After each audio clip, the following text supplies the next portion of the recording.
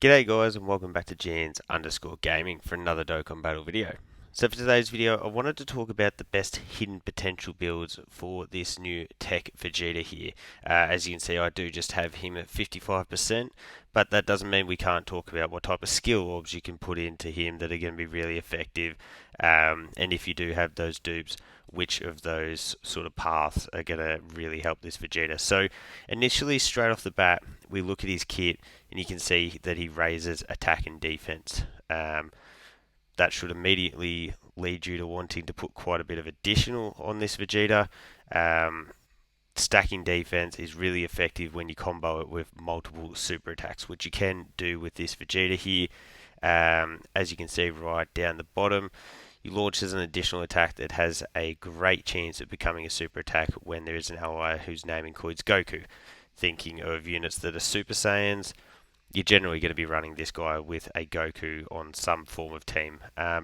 So I think going with a moderate additional build is going to be really effective. If you can get his additional to say 15, and you get that condition as well, that's really going to help you to proc that third attack, which then could be a super or additional, whatever, normal, whatever you want to call it.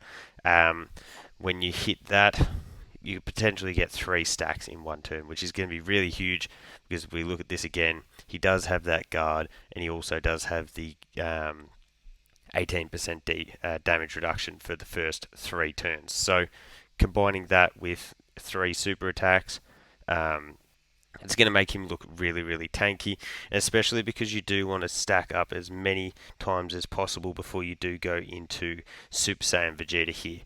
Again, we look at Vegeta here, you got the 180% defense and the guard and the damage reduction. We continue to scroll down, launches an additional attack that has a great chance of becoming a super, so that's 1 super right there. Launches an additional attack within the same turn and disables enemies' attack after receiving a super.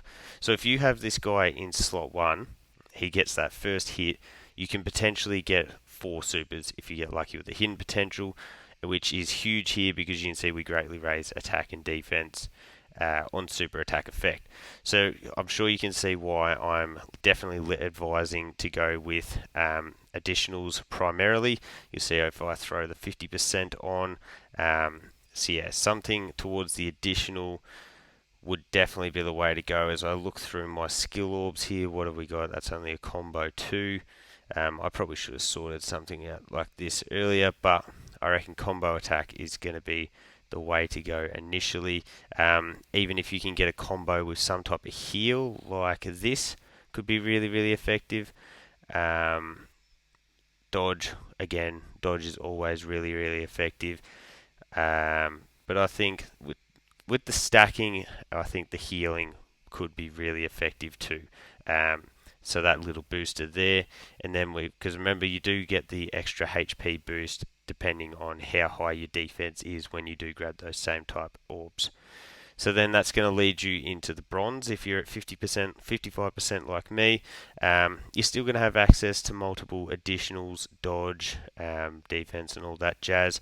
Personally, as a stacking unit, I think that straight defense is going to be the way to go with Vegeta. If you get a level 7 on him, get that extra 700 defense, that is really going to bolster up his ability to stack, especially when you combine that in with, as I spoke about, the additionals. You're then going to be able to stack that defense up even quicker.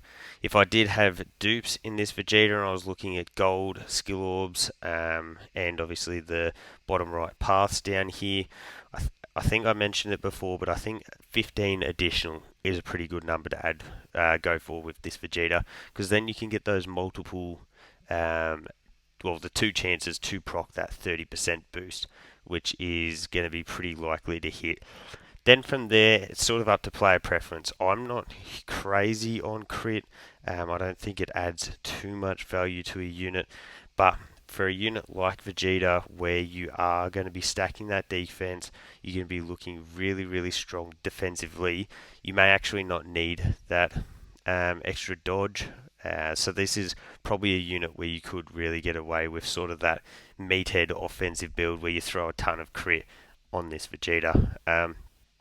Personally, though, I think at least a little bit of dodge is always really handy to have. You never know when a dodge on a turn 1 super might save you with this Vegeta. When you look at the 9th anniversary, you can see how strong a lot of those enemy bosses are, and they literally just crack you straight from turn 1 with a big old super. So, a bit of dodge could be worthwhile, but as long as you've got that baseline of additional with this Vegeta, I don't think you can go wrong. Go your crit if you want, because he's stacking attack. It obviously makes sense to bolster up that damage. Or you could go with the dodge just to sort of continue on with the defensive style of build that you can get with this Vegeta. The one thing with dodge with him is that you can potentially miss out on that extra attack when you do go into Super Saiyan.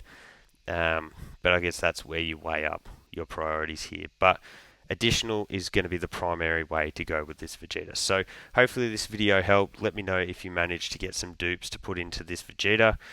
Don't forget to like and subscribe if you want to keep up with the content. And hopefully I'll catch you all on the next video.